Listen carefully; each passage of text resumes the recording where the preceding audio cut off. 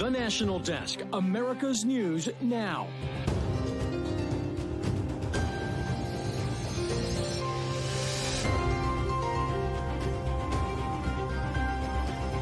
Once-in-a-lifetime rainfall bringing massive flooding to the Northeast, while the worry is just beginning. This is going on, and we're getting just as much rain, if not more, and it's going on for days. The latest city to give drug users some free supplies, the reason and the outrage. If people are going to use, we've got to do all that we can to prevent accidental overdoses, and we've got to give them the opportunity to get sober. And President Biden traveling to Europe as the future of NATO is put on the world stage. This is the National Desk, America's News Now. I'm Eugene Ramirez. Extreme flooding in New England and New York has left at least one person dead and has caused millions of dollars worth of damage in Vermont. Dozens of people there evacuated from their homes today, and several people were rescued by boat. At the Hudson Valley in New York, they got up to 8 inches of rain in some areas yesterday, closing roads and damaging houses and cars. Once again, the skies opened up and wrought so much rain, 9 inches of rain in this community, that they're calling this a 1,000-year event. It's only the second time ever that the National Weather Service issued a flash flood emergency. The last time was Hurricane Ida. The rain and flash flooding is expected to continue in New York and New England tonight, especially in Vermont. Flood watches and warnings still in place right now for millions of people. These storms have also been disrupting travel, with hundreds of flights delayed or canceled in the impacted regions, according to FlightAware, and Amtrak temporarily suspending services in parts of Vermont and New York. Now, in other parts of the country right now, more than 10 million people at risk for severe storms tonight. Areas of the upper Midwest into the Great Plains could see some severe hail and wind. Over 91 million Americans right now under heat alerts today, the worst in the South and Southwest, as you see here. Temperatures reaching well over 100 degrees in parts of California, Nevada, Arizona, and New Mexico as well. Some other cities impacted: Dallas, Houston, New Orleans, and Miami. The scorching temperatures are forecast to continue throughout the week. The shooting spree in Philadelphia last week is now believed to have started earlier than first reported. Now, this update comes as Philadelphia police now believe one of those victims found in the recent mass shooting was actually shot and killed nearly 2 full days before the shooting rampage on July the 2nd. Police initially believe a 31-year-old man was killed in a home as part of a rapid series of shootings. Well, the city's district attorney now says an error prevented police from finding that man's body right away, and that he was actually killed 44 hours before. Congressional lawmakers are on their way back to Washington after a short break, and the list of what they hope to accomplish is unending. It's already setting the stage for a hectic couple of weeks that promise to be filled with tension and drama. National correspondent Christine Frizzell has a preview. In every corner of the Capitol this week, battles are expected to be waged. The must-pass National Defense Authorization Act is a whopping $886 billion bill, which includes a pay raise for service members and millions more for Ukraine. Tensions expected to rise in this week's hearing focused on the origin of the coronavirus. House Republicans arguing for months top government officials hid evidence and engaged in a cover-up about how the virus started. A lab leak is possible. I would go even further to say the lab leak is probable.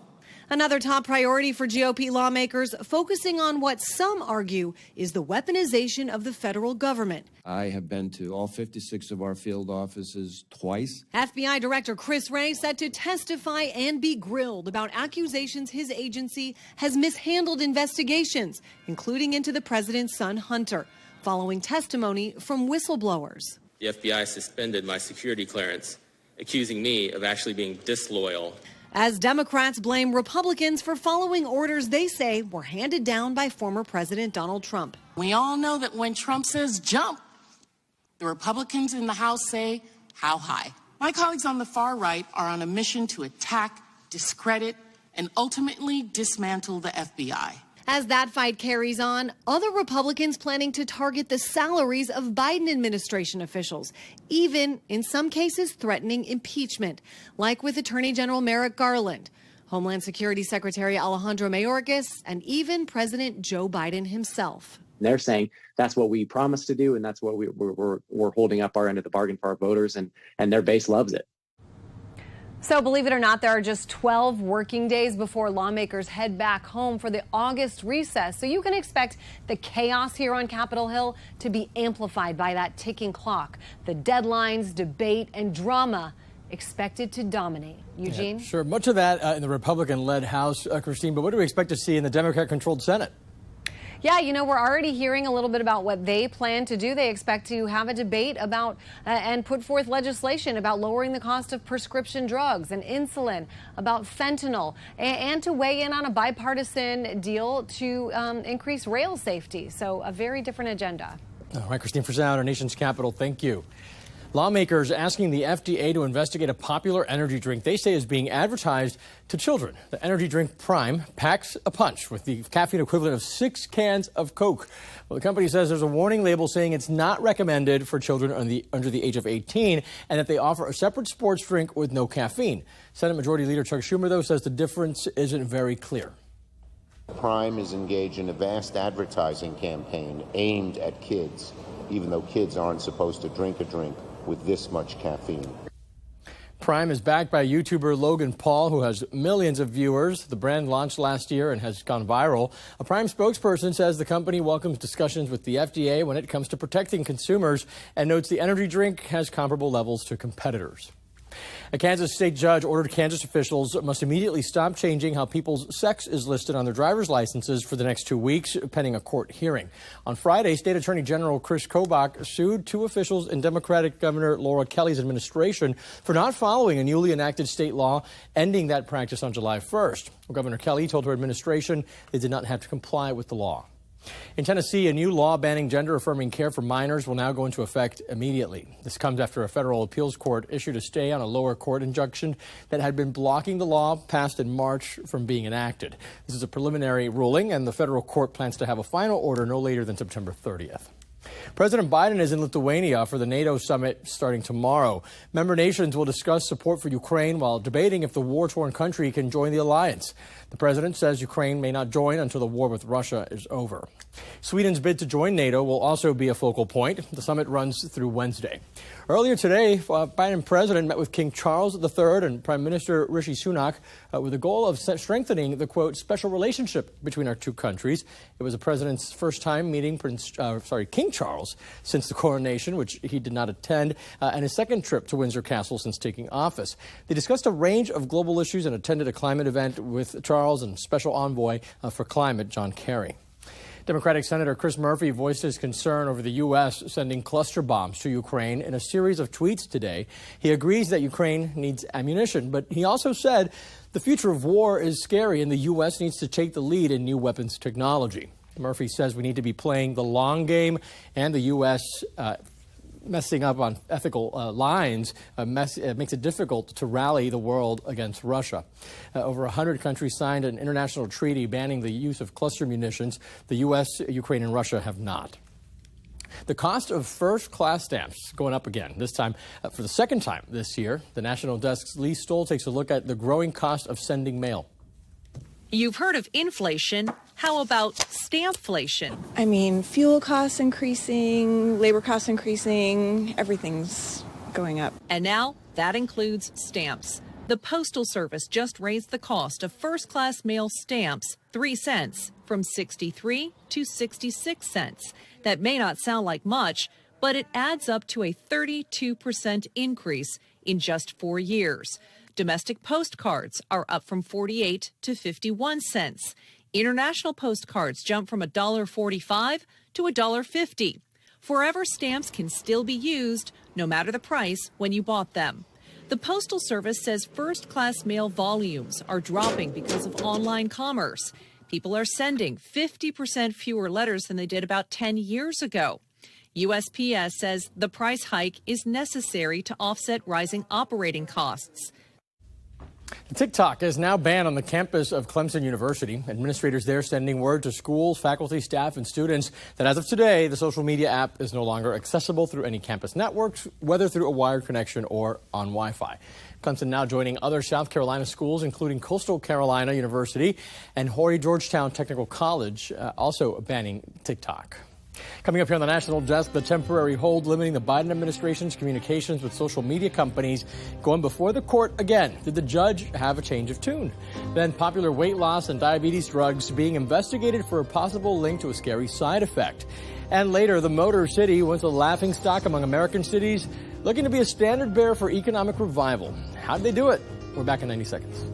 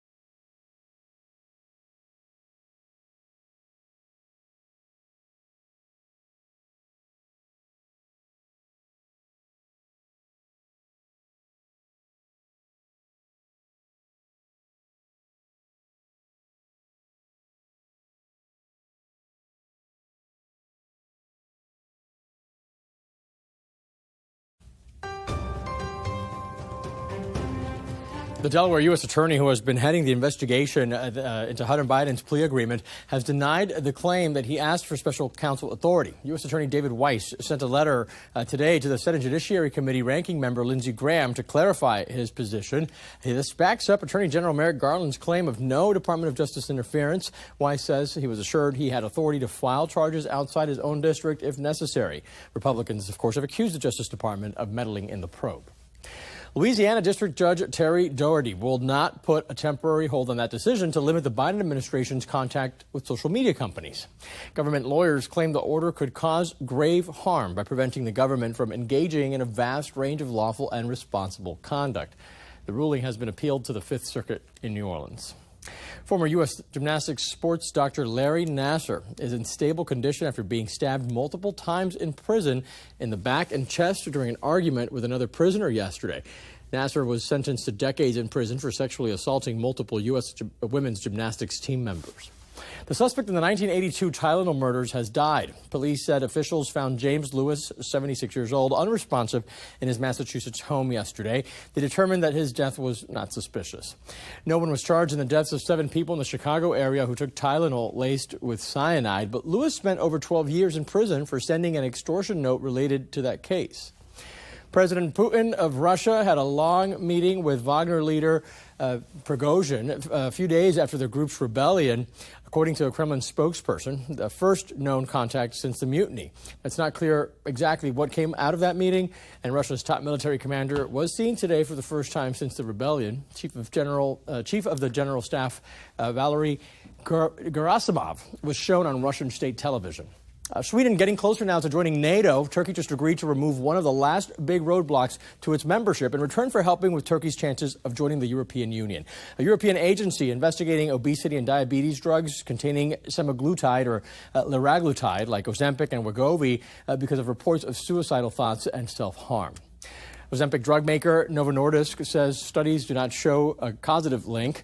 An FDA reporting system has logged at least 60 reports of suicidal ideation since 2018 in patients on those drugs. Instagram's new Twitter rival app, Threads, now the fastest growing app in the world. Listen to this. The new social media app has signed up more than 100 million users in less than 5 days. It broke a record set by OpenAI's ChatGPT, which achieved that milestone, but it took them 2 months. Meanwhile, data from Cloudflare shows Twitter traffic tanking right now, dropping 5% in the last week, as much as 11% since last year. Twitter owner Elon Musk is threatening to sue Meta, claiming Threads is a ripoff. Portland, Oregon, now joining a growing trend. Local governments providing drug paraphernalia to addicts in efforts to reduce harm. The National Desk correspondent Kayla Gaskins joins us now from Washington.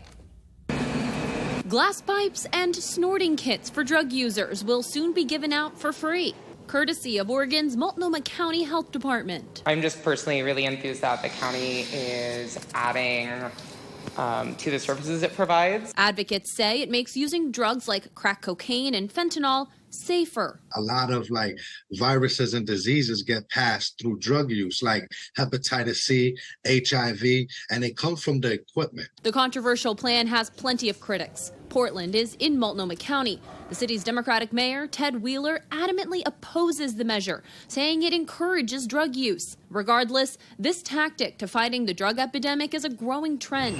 New York City experimenting with their own program, giving away free crack pipes next to Narcan in vending machines run by the health department. We don't want to condone drug use, and we're not, but we are in a time right now where we have to really try different approaches. Professor Jonathan Calkins at Carnegie Mellon says these highly controversial solutions don't have huge beneficial impacts. If you think about the number of pipes being given out compared to the number of pipes being used, I think it's going to be a relatively small impact. That money might be better spent on plain old treatment, which is much less controversial. Also growing in popularity, creating places where people can use drugs like fentanyl, heroin, and crack cocaine under supervision.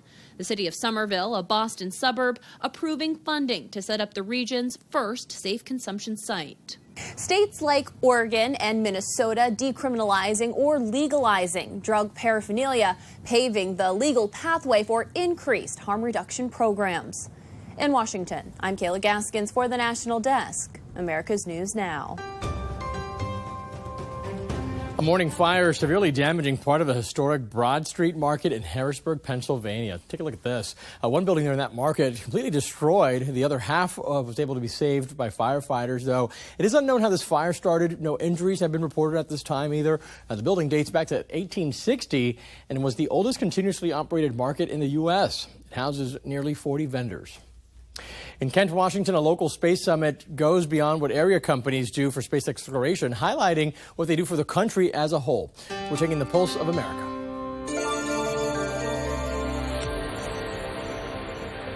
A space summit took place in Kent in the past week to bring together leaders in the industry to talk about how the United States can stay at the forefront of space exploration and commerce. The meeting was hosted by Blue Origin and included 20 space companies from the region and NASA. We think the research and development that they represent as a partner is really good for the supply chain. It's really good for the entire supply chain because it just helps people here who are building to build for space and to build for aircraft as well. The space industry in Washington state doubled between 2018 and 2022 and now has an economic impact of $4.6 billion every year and supports more than 13,000 local jobs.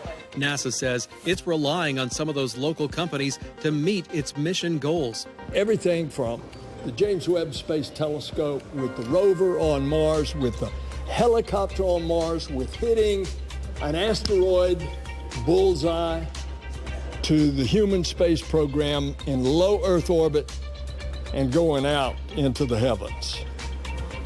And all of that, NASA doesn't do it by itself. Hundreds of athletes from around the nation competing in the 2023 Hartford Nationals in Birmingham, Alabama, hosted by Move United. Some of these athletes are hoping this event can be used as a stepping stone to the Paralympics. This is my first time doing nationals. I want to meet other people that have similar setups as I do for running, and I want to see how they do it, and maybe I can change mine for next nationals. 16-year-old Matthew Reed and his family traveled from Connecticut to compete in the games. In all, around 500 competitions will be held this week in sports like swimming and powerlifting. American Red Cross volunteers and firefighters with Chatham Emergency Services spent Saturday morning knocking on doors near Chatham County's 5th District to install some new free smoke detectors in as many homes as possible. We're going to go through today. We check their detectors at their home and replace them with new ones. We'll do 2 per household. We're looking to hit about 80 homes. Captain Carl Sapp said they like to take time in each home to make sure residents know what to do in case of a fire and, of course, how to respond safely. He noted 90% of his job comes down to fire prevention. Coming up, once the epitome of American failure, one city looks to create the blueprint for cities around the country for economic revival. Spotlight on America investigates in 90 seconds.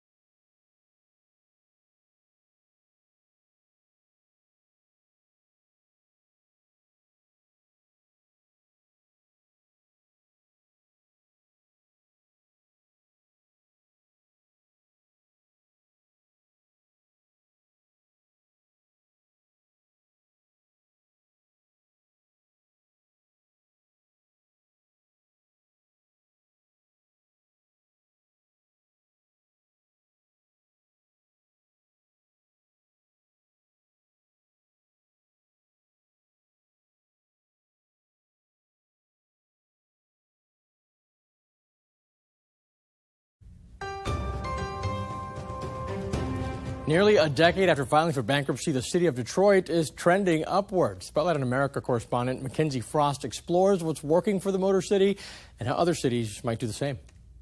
The birthplace of Motown, the heartbeat of the auto industry, Detroit is the city that helped put America on wheels.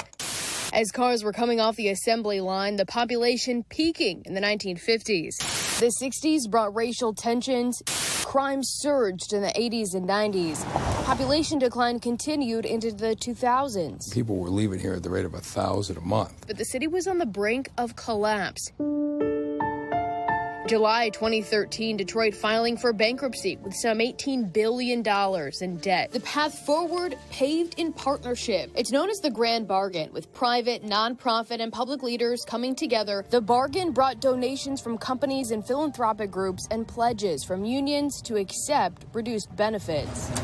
Now a decade after bankruptcy, Detroit's in a place of hope. Mayor Mike Duggan says the progress is palpable, going from hearing Detroiters beg for basic city services. My streetlights aren't on, the ambulance isn't showing up, the police aren't showing up, to caring about how their community looks. This is what success looked like.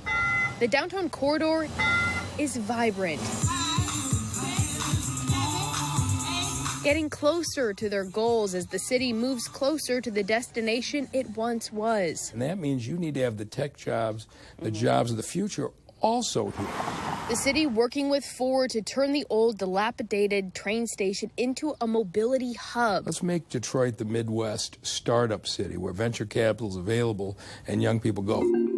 As Detroit evolves, legacy Detroiters will need to keep up. And that's where nonprofits like Focus Hope and Executive Director Portia Robertson come in. There are communities that don't necessarily see their place in those jobs. They can't go home and simply talk to their grandparents about their experience working at Ford, because even if you go to Ford, you're going to have a very different experience than your grandparents did. I've been here since May 1st. Rodney Stevenson is learning to bring his past experience working in the shop into the 21st century. My excitement has to do with having a higher generating pay, and having a more comfortable lifestyle. With a focus on job training and attracting innovative industries, Mayor Duggan says Detroit will soon be back on track. If we can do both things, if we can create the jobs of the future here, at the same time we've got the traditional blue-collar manufacturing jobs that's always been the backbone of Detroit, we'll have the kind of vibrant economy we want. And as revitalization expands beyond the borders of downtown, the mayor says working with a land bank to clear old, vacant buildings that still line the streets has been key. Today there's 6,000. By the end of 2024, there will be 0. Now turning his attention to tweaking the tax rate to ensure families can stay in their homes and attract even more development. Cities across the country, like Baltimore, San Francisco, St. Louis, even smaller towns, dealing with job loss and people fleeing. Before places get to the point of financial concern, leaders like Mayor Duggan says zeroing in on growing the city with population and opportunity, innovation, and keeping finances in check could help. With the bankruptcy in the rearview mirror, Detroit leaders focusing on policies to help the Motor City drive down the road to economic recovery. For Spotlight on America, I'm Mackenzie Frost. Up next on the National Desk, millions of Americans in for a special treat this week. Where and when you might catch a glimpse of the Northern Lights when we're back in 90 seconds.